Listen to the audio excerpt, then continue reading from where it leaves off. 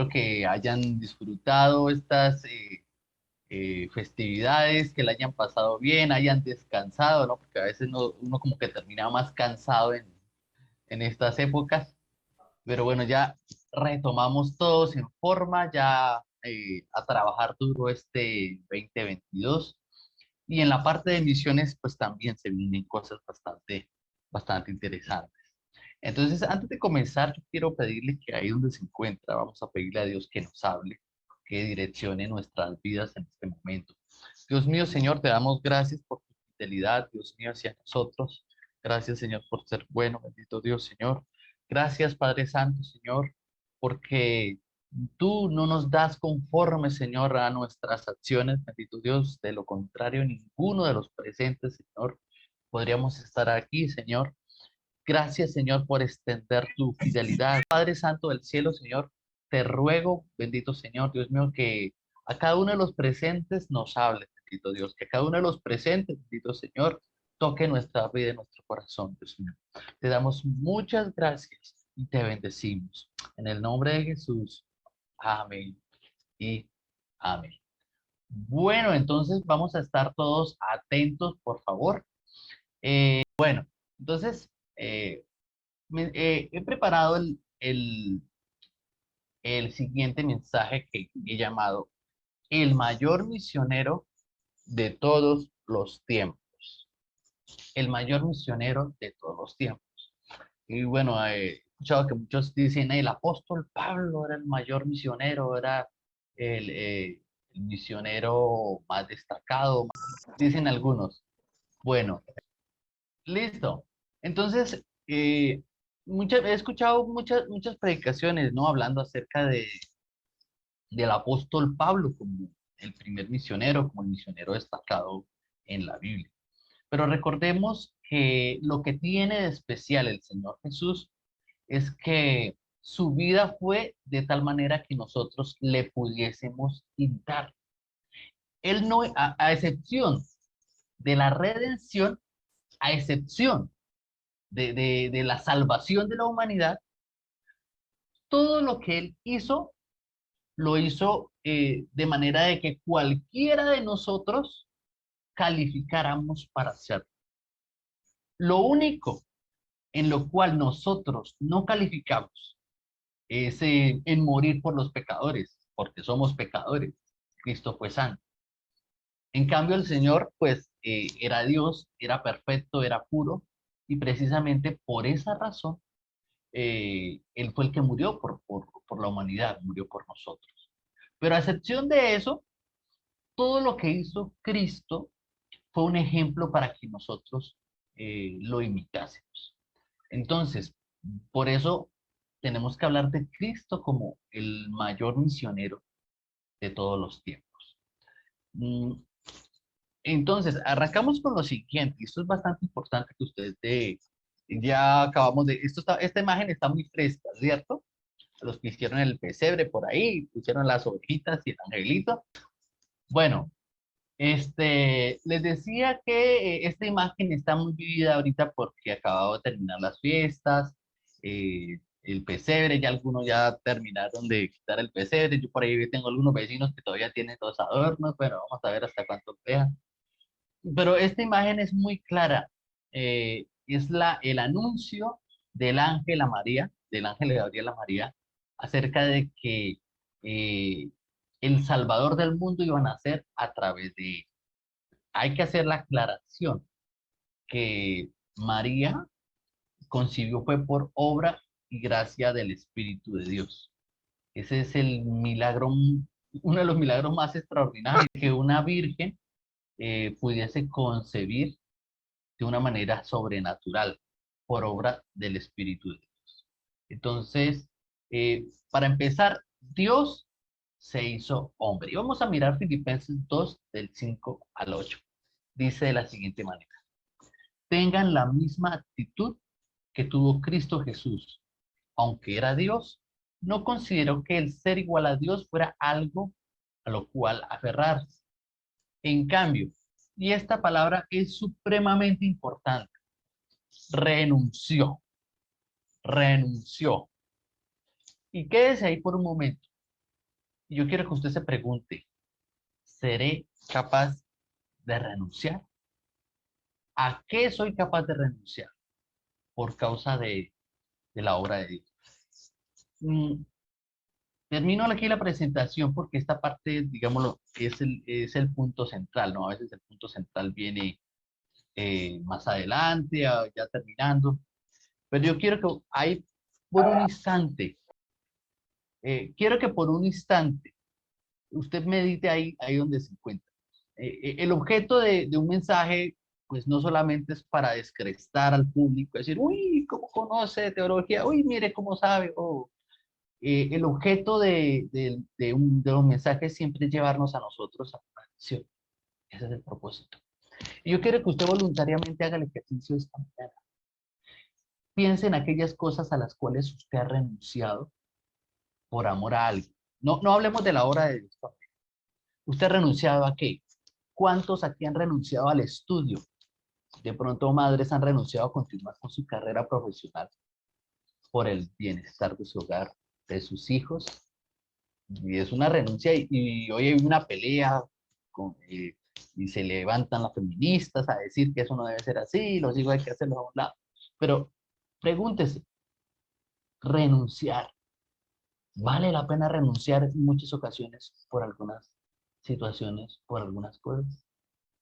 Eh, ¿Hasta qué punto usted sería capaz de renunciar a algunos beneficios con tal de beneficiar a otros? Y usted como padre de familia, ¿a qué cosas ha renunciado? O como hijo, ¿a qué gustos ha renunciado por que sus papás estén contentos o estén bien o no llegarles a contraria? ¿A qué somos capaces de renunciar? Pues cuando hablamos del Evangelio, cuando hablamos de Cristo, cuando hablamos de Cristo, Él renunció a sus privilegios divinos, adoptó la humilde posición de un esclavo y nació como un ser humano. Entonces, eso lo dice textualmente la Biblia, Nueva Traducción Viviente. En cambio, renunció a sus privilegios divinos, adoptó la humilde posición de un esclavo y nació como un ser humano. Qué difícil a veces a nosotros eh, tener un puesto, alcanzar un puesto en la sociedad y en donde quiera que estamos nos llevamos el puesto a todas partes. He tenido el gusto de trabajar con ministros en algunas actividades, con pastores póngale usted, 10 12 iglesias a su cargo, con unas membresías de más de 5.000 personas. Y he lavado los baños del inodoro mano a mano con estos ministros. Cuando lo veo, limpiando, o sea, toda esa situación, hablo de una actividad misionera que hubo hace tiempo. Estamos acondicionando un lugar. Y viene este pastor y hace esta labor. Yo digo, tremendo. Porque a veces uno conoce músicos que apenas están arrancando y eso quiere que les traigan la maleta y les sirvan y les lleven y les acomoden. Mm, Pero ¿a qué somos capaces nosotros de renunciar eh, a nuestros privilegios, a lo que somos? Pues Cristo renunció a su divinidad. Cuando apareció en forma de hombre, se humilló a sí mismo en obediencia a Dios y murió en una cruz como morían los criminales. Por lo tanto, Dios lo elevó al lugar de máximo honor y le dio el nombre que está por encima de todos los demás nombres. Ahorita tengo que aclarar un poquito esa parte, ¿no? Eh, Les comento, yo fui pues testigo de Jehová. Les comentaba, aquí dice, por lo tanto Dios lo elevó al lugar de máximo honor y le dio el nombre que está por encima de todos los demás nombres. Entonces, yo tenía un argumento y lo utilizaba contra los protestantes y era, si Jesús es Dios, ¿cómo fue que Dios le vino a dar un lugar más alto que Dios? Es que aquí lo dice. Por lo tanto, Dios lo elevó al lugar de máximo honor, hablando de Jesús, y le dio un nombre que está por encima de todos los demás nombres. Eso quiere decir que si Jesús era Dios y le dieron un lugar más alto, ahora es más que Dios. Y yo argumentaba eso en aquella época, ¿no? Antes de mi conversión. Pero quiero continuar con el pasaje, quiero concluir. Ok, bueno, entonces voy a decirles o vamos a aclarar este pasaje, de qué es lo que se está hablando, ¿no? Hay una palabra en una materia que se llama Cristología. Esta palabra se llama kenosis, ahí usted la está viendo. Tiene un significado bastante importante. Cuando hablamos de kenosis, estamos hablando de vaciamiento. ¿Recuerda usted el ejemplo que le coloqué del pastor que estaba lavando inodoros? Bueno, en ese momento, todos los atributos o todos los privilegios o toda la posición legal que se puede tener se hace a un lado de manera voluntaria. Quizás este pastor pudo haberle pedido el favor a alguien, a uno de sus pastores asociados y lo habría hecho. Sin embargo, él tomó la determinación de hacerlo él mismo.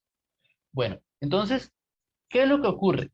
Que Cristo, cuando vino a la tierra, o Dios cuando vino a la tierra, se hizo vulnerable, igual que cada uno de nosotros, pero no dejó de ser Dios. Vamos a mirar los atributos propios de Dios. ¿Qué quiere decir?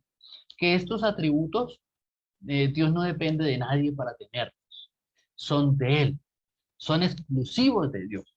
Esto es supremamente importante en esta mañana, que usted los entienda, que usted los conozca, cómo es Dios en su naturaleza. Dios es así. Entonces, para arrancar, Dios es santo. No hay nadie santo como Él. Él es 3 veces santo. La Biblia lo registra, santo, santo, santo. De hecho, la santidad que pudiese el hombre tener es transmitida a través de Cristo, a través del nuevo nacimiento, que es imposible.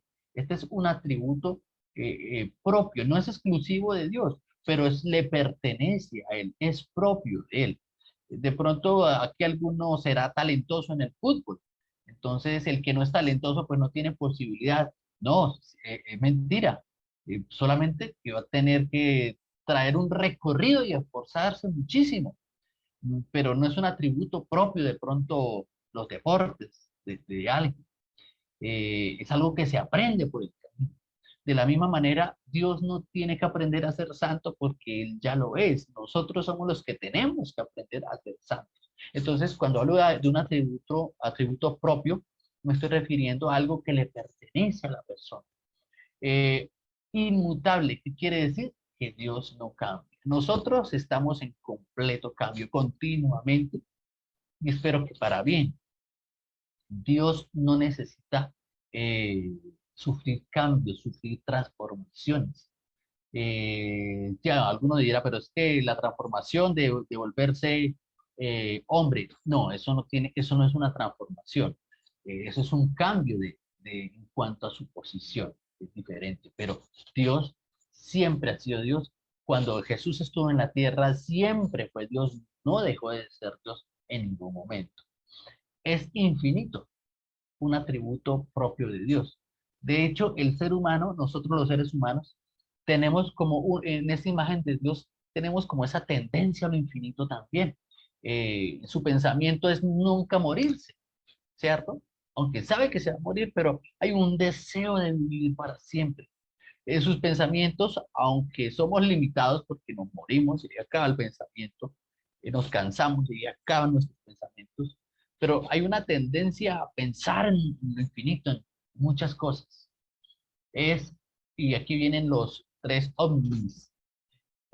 Dios es omnipotente, omnipresente y omnisciente. ¿Qué quiere decir esto?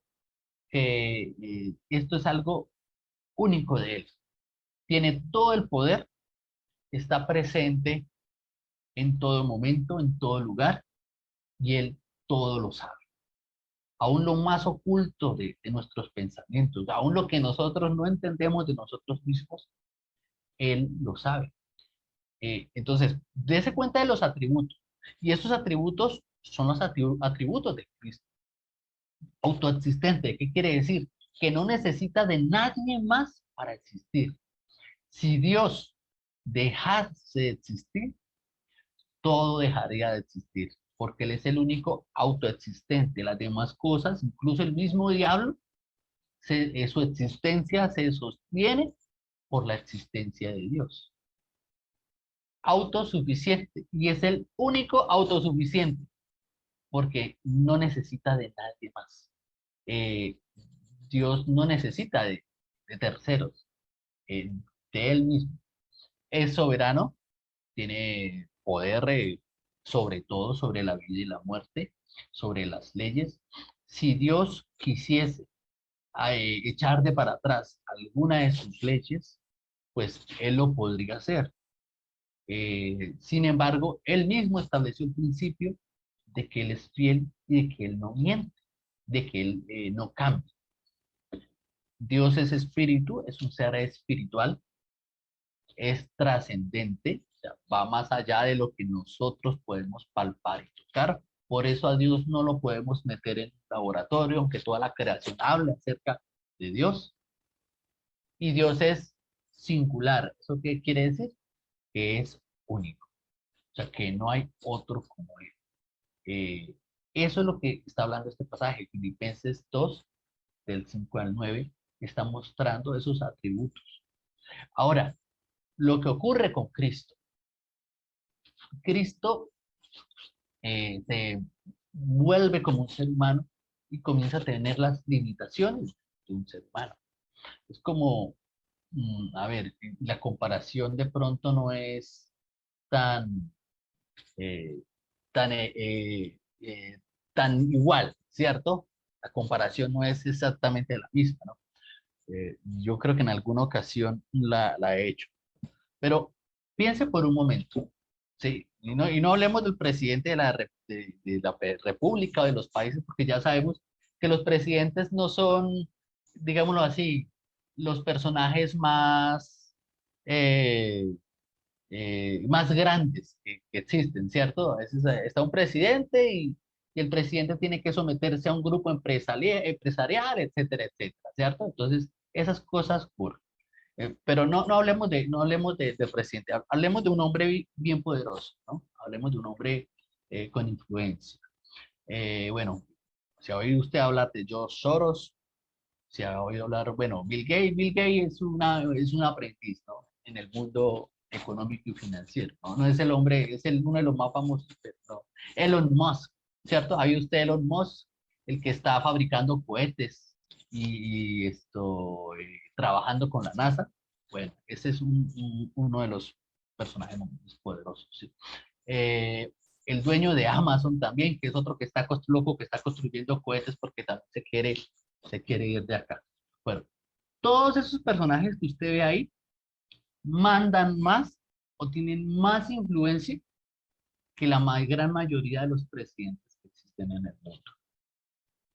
Eh, un hombre que construye un avión y que quiere viajar al espacio con astronautas y puede pagarse eso, un presidente no puede hacer eso. Piense por un momento un personaje de esos, con esa influencia, con ese poder económico tan grande. Los bancos prácticamente le deben a ellos muchísimo. Y que un día dijera, ¿sabe qué? Yo aquí tengo mis tarjetas de crédito, tengo mi dinero, mis Rolex, tengo mis carros carísimos. eh, Me dieron ganas como de pasearme por Bucaramanga, ir por esos barrios bajos, ir a comer empanadas, ir a vivir de pronto entre los indigentes, a ver cómo se siente. Ese ejercicio lo han hecho periodistas. Y he visto reportajes de periodistas que durante una semana viven como un indigente con sus cámaras y aparaticos ocultos y pues con gente que lo está monitorizando porque están haciendo una investigación. Y hay periodistas que se han metido en la cabeza de los habitantes de calle, perdón, de los habitantes de calle, eh, a moverse como ellos se mueven, a sentir lo que ellos sienten. Y uno dice, pues es que uno lo entiende, porque el hombre eso sirve para su carrera, eso le va a dar algún premio, le van a dar algún reconocimiento. Pero ¿usted cree que una persona con tanto poder como las que le acabo de nombrar sería capaz de tomar esa determinación, aunque sea por curiosidad, de abandonar de pronto su opulencia y arriesgarse a estar dentro de la gente de manera común y sencilla?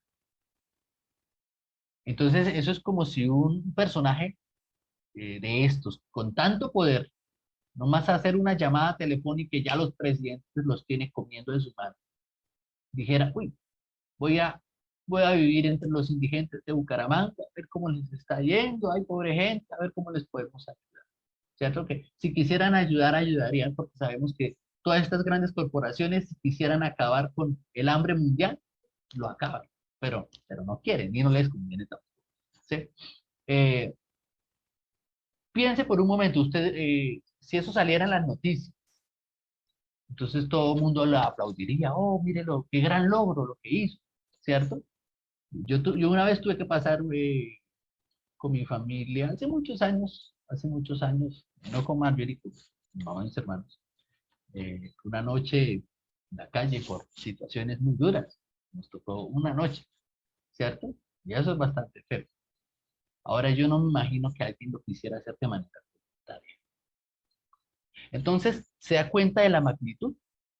¿Se da cuenta usted de lo que implica? Ah, pero es que eso es como muy real. Bueno, entonces bajémoslo un poquito. Pero, piense usted que de pronto nuestro presidente de la República dijera, uy, pues, quiero ver cómo están sufriendo los colombianos por allá en invasiones. Me voy a ir a vivir en una invasión por un mes a ver cómo va.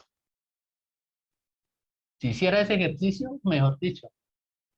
Y si no lo pillan, pues sería maravilloso. Todo el mundo diría, uy, qué noble, ¿cierto? Pero el hecho es que no lo va a hacer. Y los que están arriba no lo van a hacer. ¿Por qué? Porque su ego, porque el poder limitado que tienen, hinchan su ego y no les permite bajarse de esa posición. Ahora, cuando hablamos de Cristo, no estamos hablando de un hombre, estamos hablando de Dios, estamos hablando del Ser Supremo que no solamente tiene poder sobre la vida y la muerte, sino tiene poder sobre el más allá y sobre el destino eterno. Estamos hablando de Dios, que fue capaz de limitarse a tener hambre, sueño, cansancio y dolor. De hecho, Dios pudo haber encarnado solito sin necesidad de mujer y haberse transfigurado, haberse transformado inmediatamente, sin todo ese proceso de nacer y aprender a caminar o sea, todo ese proceso, él se lo pudo haber saltado porque es Dios. ¿Y quién le pone límites a Dios? Dios no tiene límites. Pero en cambio, la decisión que él tomó fue vivir como hombre y tener todas las necesidades que él tuvo. Eh, Dios lo sabía, Dios lo conoce todo, pero él prefirió vivirlo él mismo. Ahora, otras limitaciones de Cristo. Se limitó a espacio, tiempo y conocimiento. Y aquí es donde vienen los choques entre teólogos, ¿sí? A mí me fastidia a veces los debates teológicos porque no son nada prácticos, solamente sirven a veces para dárselas a ver quién sabe más, quién es más inteligente, quién puede humillar a los demás, ¿no? Lo bonito de la teología es que pueda ser práctica y que me pueda aportar algo a mi vida, a crecer, a desarrollarme, a la salvación de otros. Entonces, hay un conflicto teológico y es, ¿cómo que Jesús dijo que ni él mismo sabe el día y la hora? Que solamente el Padre Celestial lo sabe. Entonces no es Dios, porque Dios es omnisciente, porque Dios pues sencillamente lo debe saber todo. Ese es el principio teológico. Dios lo debe saber todo. Pues la que no se lo explica aquí. Él lo puede saber todo.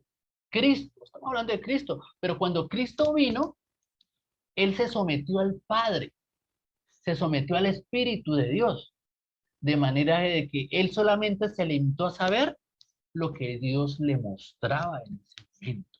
No es muy difícil de entender. Es como de pronto, este, un grandulón, ¿cierto? O vea, este ejemplo típico que yo sé que usted lo ha visto, este lo ha visto, ¿no? Usted ha visto a veces cuando salen a pasear los perritos y a veces van esos bacancanes de perros que usted dice un mordisco, ¿sí? Hace poco nos vimos una película con mi esposa y mi hija de una niña que adoptó un perrito pensando que era un perrito y resulta que era un lobo. Y usted ve esas escenas y esa mandíbula de ese animal. Yo decía, un mordisco en la yugular, aquí en el cuello, mata a la niña. Un solo mordisco y la mata. Pero el animal era dócil, era como un perro, ¿sí? Y yo he visto en la calle, a veces salen con esos macancanes, ese animal, o sea, de ese animal se rebotara, Dios mío, qué duro. Y usted luego ve a otro que viene con esos pinches, esos chiquiticos, esos que son, bueno, todos alzados, dando pedazo de hecho, y ladrándole al otro. ¿Sí? Yo digo, donde el perro grande no fuera así de paciente y mansito, un solo mordisco y acaba ese perrito. ¿Sí? Bueno, en la kenosis, ¿qué es lo que ocurre? Que Dios sencillamente cuando se hizo hombre, limitó su poder al poder del Espíritu de Dios. Ahí está lo interesante. O sea, Jesucristo es Dios. Por eso fue una tentación cuando el diablo le dice, si usted es el Hijo de Dios, él no sabía que era el Hijo de Dios, él no sabía. Si usted es el Hijo de Dios, dígale a estas piedras que se conviertan en pan. A ver, Jesús, muestre que usted es el Hijo de Dios, muestre su poder. Pero para explicarles un poquito más el contexto, en otras palabras, les parafraseo,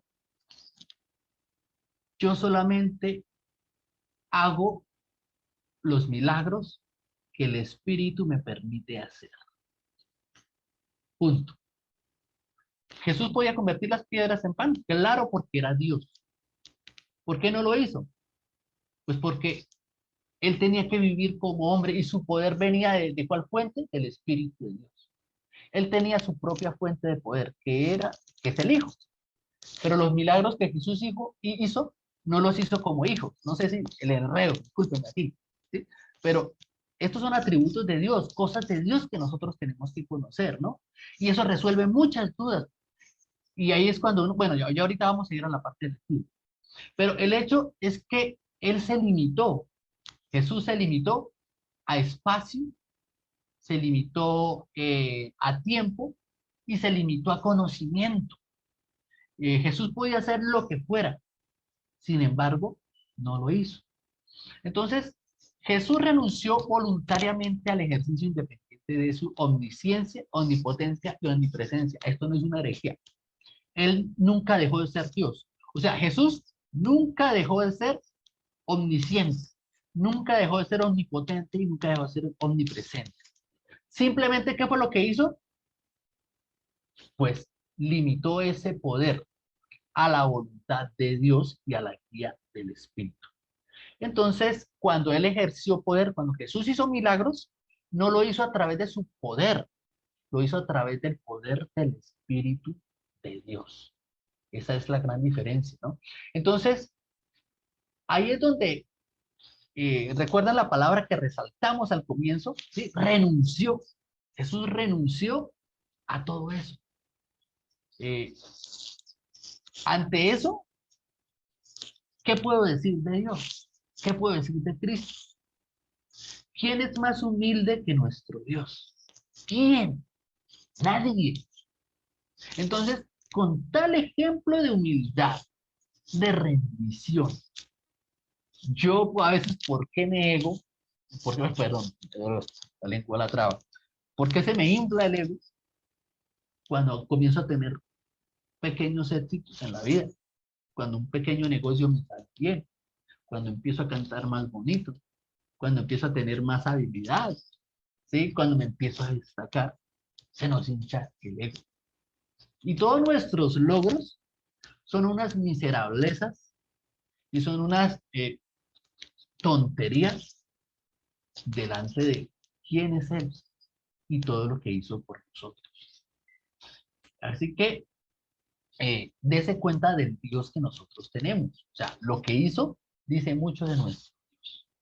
Entonces, ahí tenemos todas las cualidades de nuestro Cristo. Mírenlas. Dios puede compartir su poder, por supuesto, su conocimiento.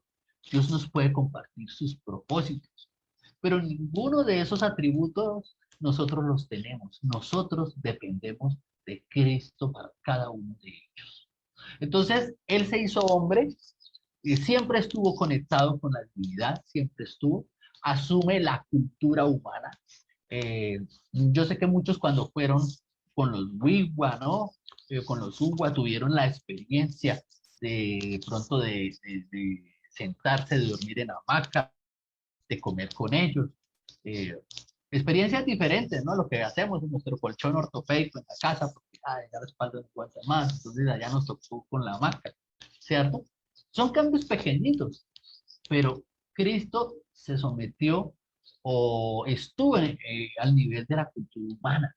Se niega su dignidad se la niega a él, pues, de la forma como lo trataron.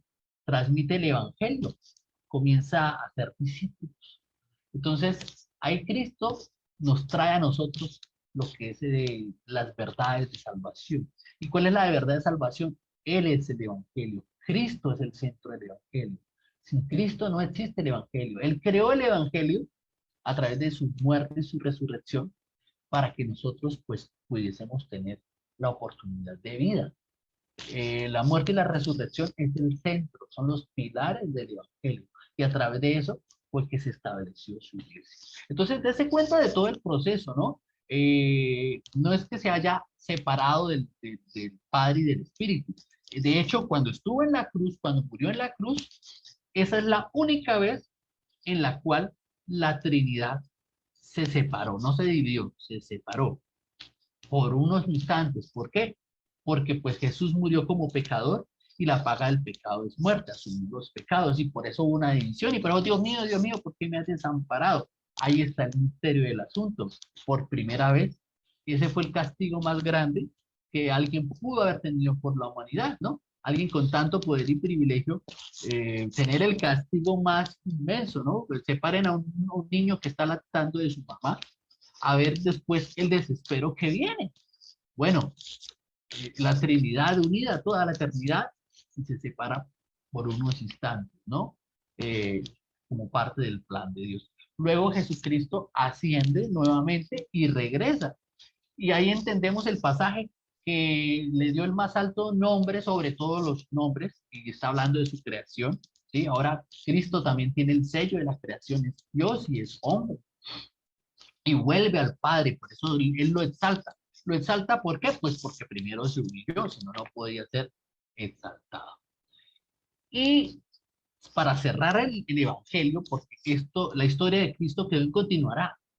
Y este Evangelio del reino se predicará en todo el mundo como testimonio a todas las naciones y entonces vendrá el fin.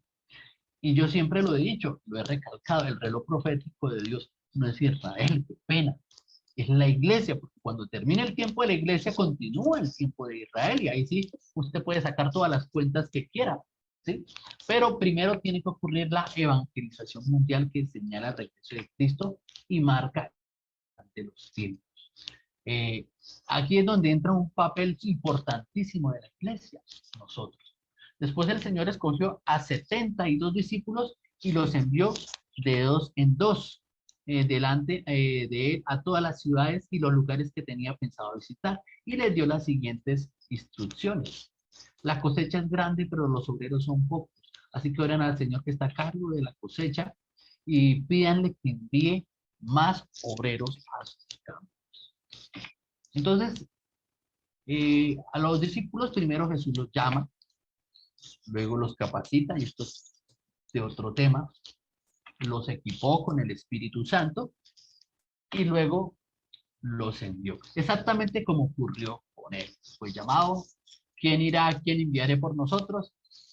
En la eternidad se está hablando de Cristo. Y Cristo vino, y pues no es que necesitara capacitación, pero vivió como hombre. Jesús vivió como hombre, para que después no dijeran, ah, es que Jesús es Dios y por eso hizo todo lo que hizo.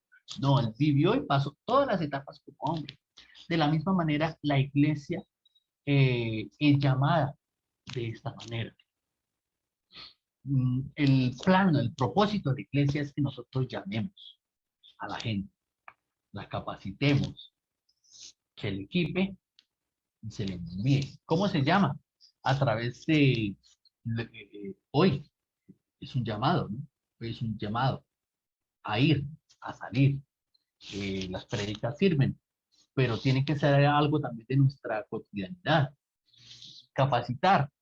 Pues por eso Dios ha establecido pastores, maestros dentro de la iglesia, para que seamos los encargados de capacitar, de enseñar. No está mal decirlo, pero a nosotros pues nos pagan por eso. Nosotros recibimos salario. Muchas veces el salario en ocasiones eh, no es como debiese ser, pero igual paga es paga, ¿cierto? Gane mucho, gane poquito, usted dentro de una empresa trabaja como debe ser, ¿sí o no? Y lo mismo los ministros. Hay veces uno recibe tremendas bendiciones y otra vez le toca pasar ahí con lo que hay, ¿cierto? Pero igual nosotros trabajamos por ello, se nos paga por ello. Y por eso es nuestra función capacitar a los demás, para que conozcan, para que experimenten, ¿no? Y eh, qué bendición aquellos hermanos que han tomado la iniciativa de estudiar, de prepararse más. Pero en la labor pastoral ministerial, para nosotros no es una opción, es una responsabilidad. Equipar también. Ah, qué pena. Equipar también. Respaldar a las personas que se están preparando dentro y fuera del trabajo local. Y enviar. La iglesia es la que debe tener la claridad hacia dónde vamos, hacia dónde se le apunta, ¿no? Ese es el derecho de las cosas.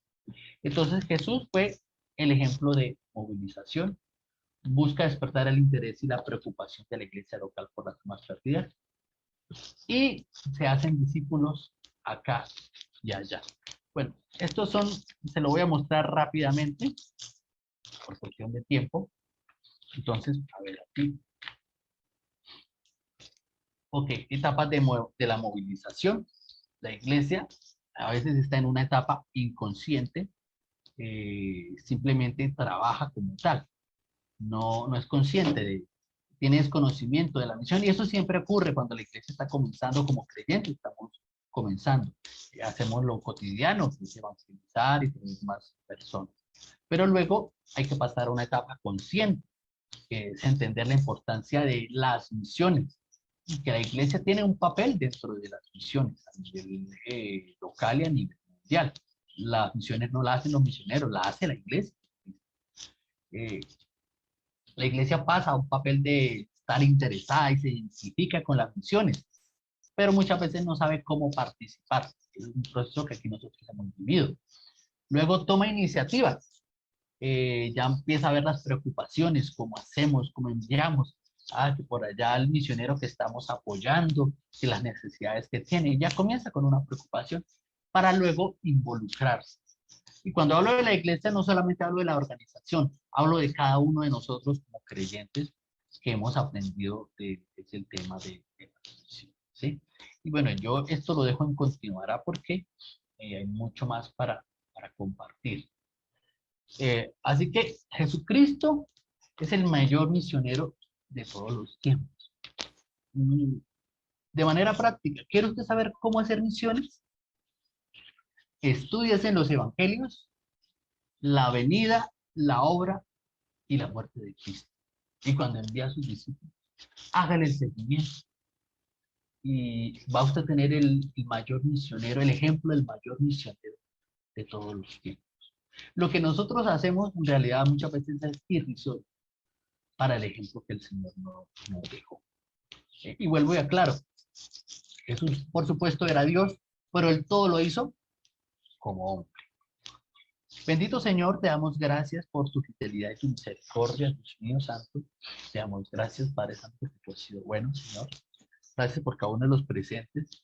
Ayúdanos cada día, Dios mío, Señor, a que tu palabra sea clara en nosotros, en nuestras vidas. Te necesitamos, Señor. Dios mío, perdona, Dios Santo, Señor, quizás nuestra apatía que hemos tenido, no solamente contra este tema, Señor, sino contra tu voluntad, Señor, a vivir encerrados de pronto en nuestros pequeños mundos. Ayúdanos, Señor, a entender que todo lo que hacemos, Señor, gira en torno a ti, que tú eres el punto central de toda nuestra existencia, nuestra familia, nuestras carreras, bendito Señor, nuestros empleos, nuestros trabajos, Señor, todo gira en torno a ti, bendito Dios. Ayúdanos a entender qué lugar ocupa cada uno de ellos, Señor. Y si hay planes que nosotros tenemos, sueños, anhelos, ayúdanos a enfocarlos, Señor, en tu voluntad. Te damos gracias, te bendecimos, bendito Señor, y ruego que tu presencia sea cada día con cada uno de los que estamos aquí. En el nombre de Jesús. Amén. Y amén. Quiero terminar, pues, una petición, un anuncio. No dejen de orar para que salgamos pronto. Eh, les comento que tenemos el propósito, la meta de salir este año, Dios nos ayude. Nosotros tenemos presupuesto como para estar unos 4 o 5 meses en Japón, toda la familia. Y estamos orando porque pues quisiéramos dar ese salto de fe. Eh, Asamblea de Dios no nos deja ir si no tenemos el presupuesto completo. Pero entonces estamos orando que Dios nos abra puertas, nos ayude. Ahorita Japón sigue cerrado, pero tan pronto abran, pues vamos a hacer esa gestión. Entonces estamos en oración pidiéndole a Dios. Si hago el viaje exploratorio que yo les había comentado, de irme adelante 2 meses, 2, 3 meses, o sea, de irme 2, 3 meses y regresar y recuperar presupuesto. O si hay la posibilidad de que salgamos todos juntos con el compromiso de que si se nos acaba el dinero, pues nos regresamos, ¿no? Pero confiando en que Dios, en que todo ese proceso, pues Dios nos va a ayudar. Entonces, estén orando, iglesia, por favor, que Dios nos direccione y abra puertas o cierre puertas como Él quiere. Bueno, muchas gracias por acompañarnos a todos.